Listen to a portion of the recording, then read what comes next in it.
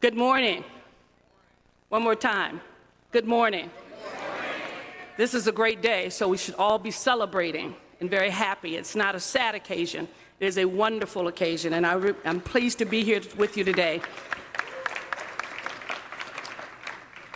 They always say if you want to go fast, go alone. But if you want to go far, go together. And look where we are, together. And we've gone a long way in California and in this nation. AB392 is a necessary step to affirming the sanctity of human life and protecting human rights. Far too many days have gone by with far too many deaths because of the inaction of those who have the power to enact change. When we look around us today, what we see here is a whole lot of people and a lot of communities with power ready for change. And I am so grateful to them for that. It's interesting, some years ago, when we began this whole process of looking at all of the shootings in the state of California, but also across the nation. My son, who's here today, said to me, "Mom, these young people are marching and marching, and nothing's happening." He said, "But you and Miss Atkins got juice. Y'all can do something." And that touched me to the heart and to the bone. And as a result of that, AB392 was done, the racial profiling bill, and then the gang bill. And we began to move forward because we realized that we had the responsibility to do something. That was not enough for young people just to be marching in the streets and taking their hearts and their tears away, and for families to be caught in a circle of pain and us to do nothing. And so we began that process. So when I was asked to do this bill, another one, I thought hard and long about it because I know that the journey is long and it's hard and it's difficult. And this one basically changes the culture of policing in California. And so I thought hard and long about it. Most of you know I went to my church and said, "Pray for me," to see if I have the courage and the strength and the stamina to stand for as long as necessary. And they did. And some of them came up and said afterwards, "I'm not just praying that you will have the courage, but I'm praying that you will do it, because it is necessary in California. For 400 years, people of color have often had a different kind of justice than others in this nation. And after 400 years of demonstrating our commitment and our humanity to this nation, we deserve fairness and justice."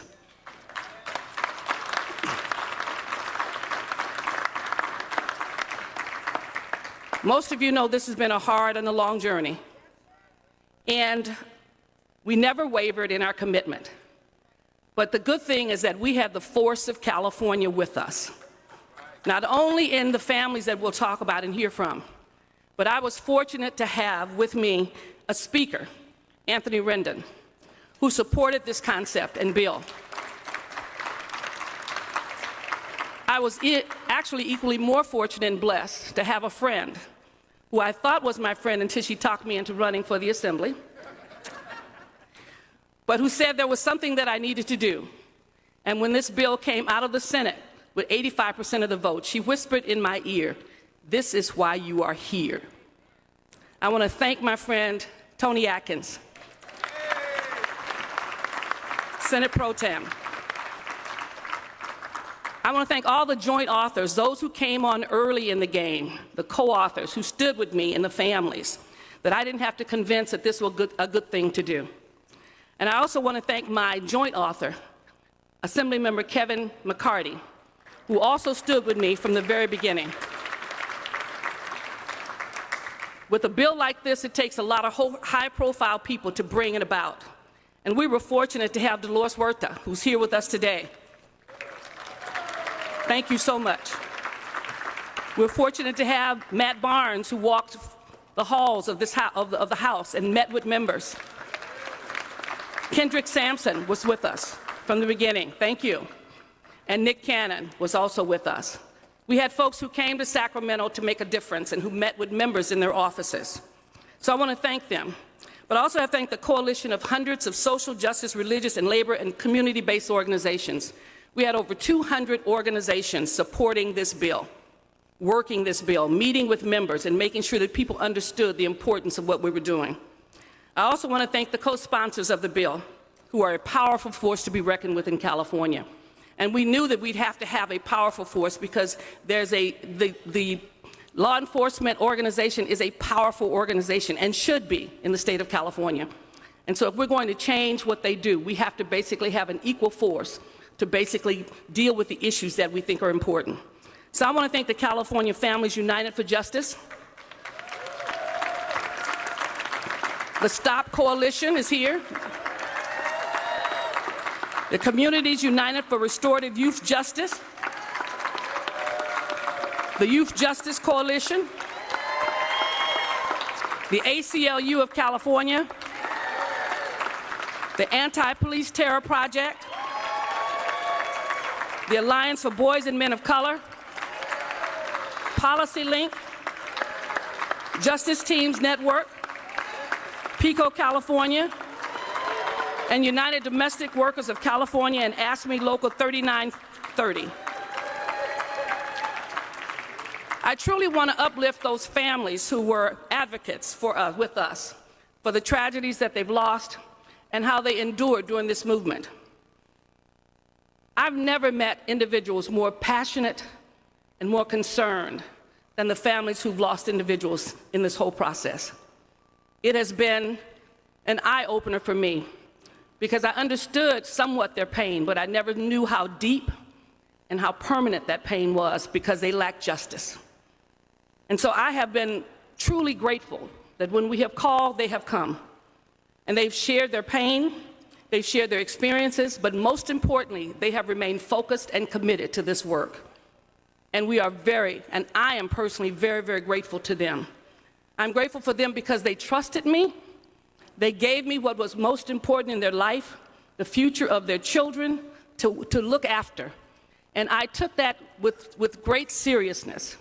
And I want them to know that I am most appreciative to them for trusting me with this bill, believing that I could get it done, and knowing that the decisions that I'd have to make along the way to make minor changes and adjustments, that I would never betray them, I would never misuse them, and we would get something done that was significant. And I want to thank those families for believing in me, for getting it done. I want to thank my family that's here with me today, my daughter and my son, my daughter who's become an elected official against my will, but she's a great city councilwoman in La Mesa, and my son who's a strong advocate and a person who pushes all of us to a higher level of who we are. They're here with me in the front row. But I'm also grateful to my granddaughter, who is a sophomore at Sac State, who sometimes believes in me, follows me everywhere, but understands the work that we do is very important. I also have with me my heart and my throb, Jalil and Kadir. One will be the new president of the United States, and the other one will be his attorney general. And I've introduced them before as that. They're the Weber, I call them the Weber boys, but their name is Gakunga, and they are my rugrats who basically we do everything for to make a difference. I often say to them, my father told me certain things about what happens to young black men in America. They should not know that, only in an historical sense, but it should not be a part of their lives. It should not influence their lives, and it should not make them different, because they deserve justice and fairness and equality. And I want to thank them for keeping me and reminding me of the importance of what I do. Lastly, I have to thank the governor. Governor Newsom has made a tremendous impact on the state of California in a short period of time.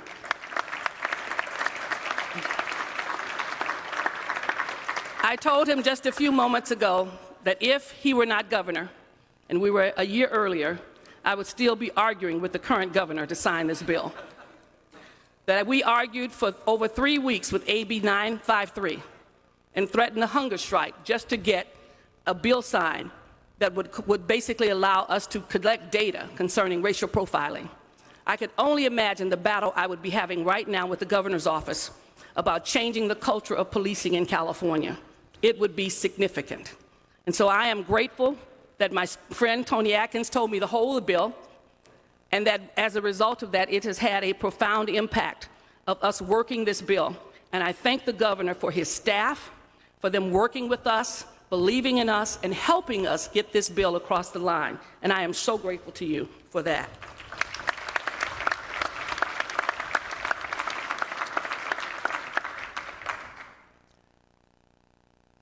When others ask for reform in the future, you will look back and say, can it happen? Will it happen? And I hope you look at 392 and say that it can. We were told by so many that it could not happen. And we had felt that we were at the brink of failure at one point in this whole process. I felt the weight of the families. It's been a difficult journey because they entrusted me with trying to bring change.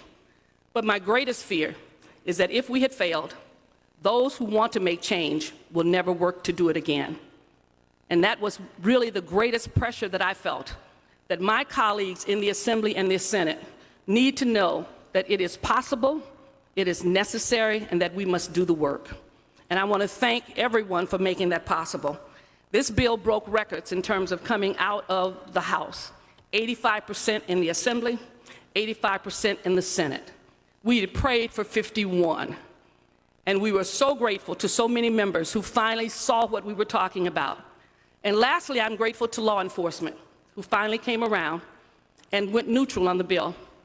They made it difficult, but I've always believed that there is no testimony without a test.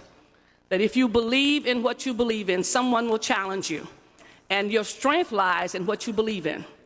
And I'm grateful actually to them, because I think the battle made me stronger, made us all more determined, and basically says to us that if we believe and we work hard, it will happen. Today we make policy that makes a life safer and for the future of California. The bill will basically make everyone in California safer. It will not bring back those that we've lost, but we hope and pray that it will prevent those from being lost. My father was had a fifth grade education and basically was semi-literate, but he worked every day of his life to make a difference for his children.